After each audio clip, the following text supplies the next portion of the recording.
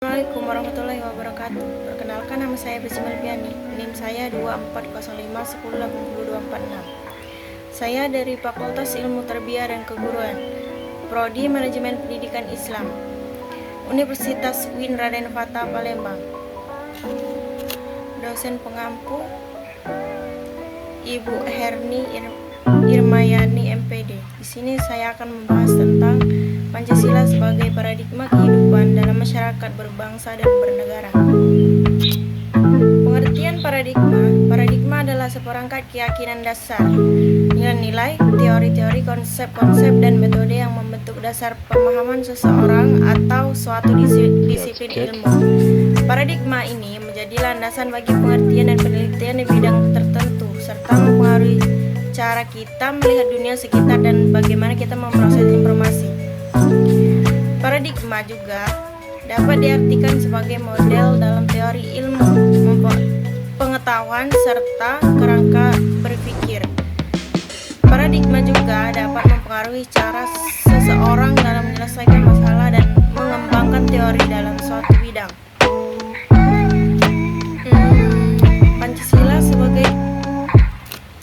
Pancasila sebagai paradigma pembangunan. Pancasila sebagai paradigma dijabarkan dalam pembangunan sedemikian rupa sehingga proses dan hasil pembangunan selaras dengan Pancasila. Misalnya, pembangunan tidak boleh pragmatis. Pembangunan tidak mementingkan tindakan nyata dan mengabaikan pertimbangan etis.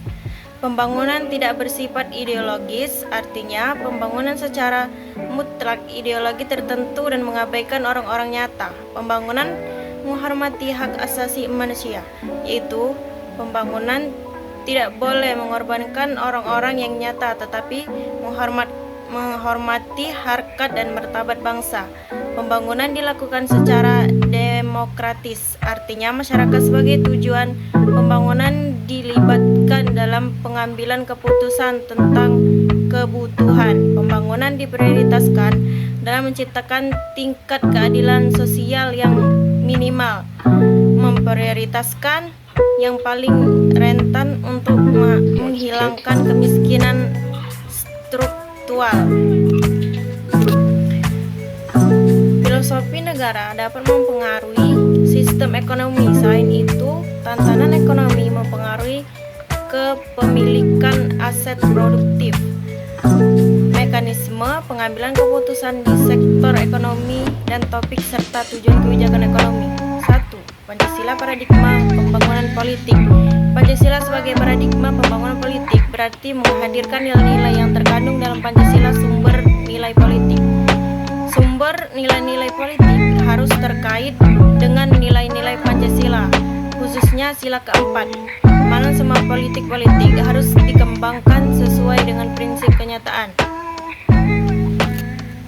Sistem politik Indonesia yang berpijak pada subjek manusia harus mampu menempatkan kekuasaan tertinggi di tangan rakyat. Kekuasaan yang dimaksud adalah kekuasaan dari rakyat, oleh rakyat, dan untuk rakyat. Sistem politik Indonesia yang sejalan dengan Pancasila paradigma adalah sistem politik yang demokratis dan otoriter.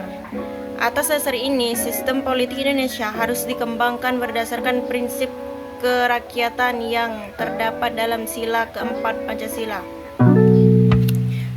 Pancasila paradigma pembangunan ekonomi. Menurut paradigma pembangunan ekonomi Pancasila, sistem ekonomi harus didasarkan pada ketuhanan, moralitas, dan kemanusiaan. Tujuannya adalah untuk membawa kemakmuran bagi kota secara keseluruhan. Pembangunan ekonomi harus mampu menghindari monopoli dan persaingan bebas yang kemudian membawa keuntungan besar bagi yang kuat secara ekonomi. Sedangkan pemilik usaha kecil dirugikan dengan adanya sistem persaingan bebas dan perekonomian. Sistem perekonomian nasional harus mengutamakan kesejahteraan rakyat. Jadi masyarakat harus terlibat kegiatan pembangunan ekonomi. Sementara itu, pemerintahan berkomitmen memberikan arahan dan Sistem perekonomian nasional harus mengutamakan kesejahteraan rakyat. Jadi masyarakat harus melakukan terlibat kegiatan pembangunan ekonomi. Sementara itu, pemerintahan berkomitmen memberikan arahan dan pembinaan terhadap pengembangan usaha untuk pertumbuhan ekonomi yang sehat. 3. Pancasila paradigma pembangunan sosial budaya. Pancasila sebagai paradigma pembangunan sosial budaya didasarkan pada pembangunan sosial budaya yang didasarkan pada nilai-nilai yang sudah ada di masyarakat. Pancasila sebagai paradigma hukum. Salah satu tujuan bangsa Indonesia adalah melindungi segenap bangsa Indonesia dan seluruh tumpah darah Indonesia. Artinya ada lebih dari sekedar kewajiban dan tanggung jawab terletak pada administrasi nasional, tetapi pada rakyat Indonesia secara keseluruhan. 5. Pancasila paradigma pembangunan kehidupan utama beragama. Dengan reformasi saat ini di sebagai wilayah Indonesia, konflik sosial muncul dari masalah rasial, terutama agama. 6. Pancasila sebagai paradigma dalam pengembangan iptek. Dalam upaya mewujudkan kesejahteraan dan peningkatan harkat dan martabat manusia, pengembangan ilmu pengetahuan dan teknologi atau iptek. Ilmu pengetahuan dan teknologi pada hakikat merupakan hasil kreativitas spiritual manusia.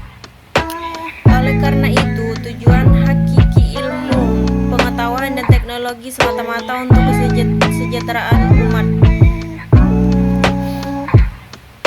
Pancasila yang silanya merupakan satu kesatuan yang sistematis harus menjadi sistem etika dalam perkembangan ilmu pengetahuan dan teknologi masyarakat. A. Sila pertama, ketuhanan yang Maha Esa.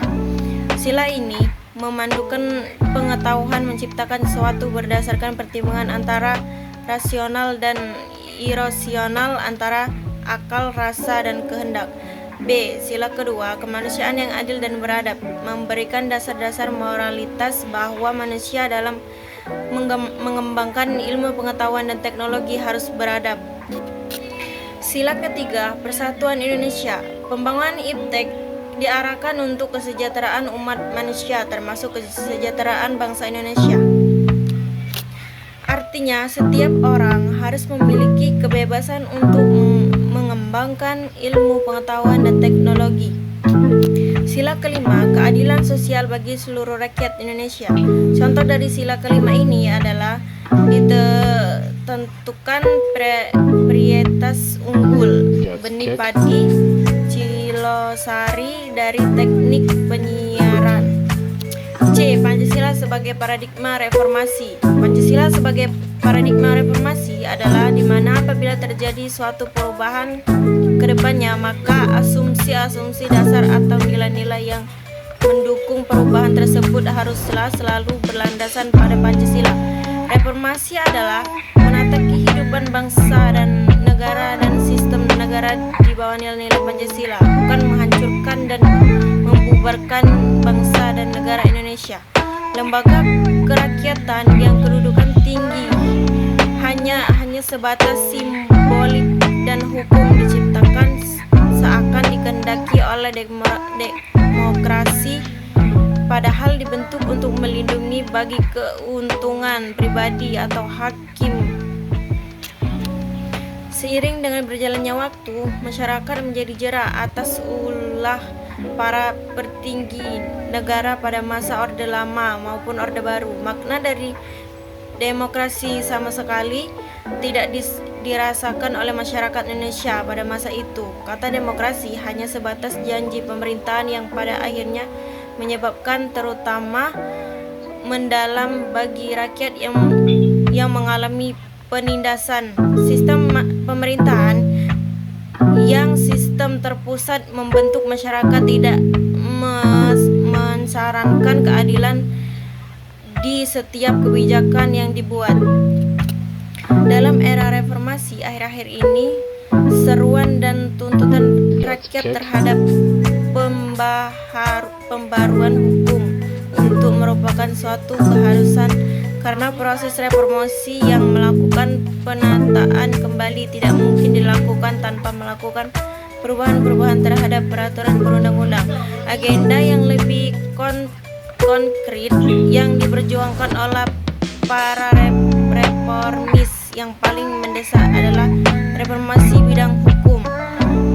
Produk hukum baik materi maupun penegakan dirasakan semakin menjauh dan nilai-nilai kemanusiaan, kerakyatan, serta keadilan. Reformasi yang mengarahkan negara Indonesia menjadi lebih baik merupakan bentuk dari keinginan rakyat Indonesia.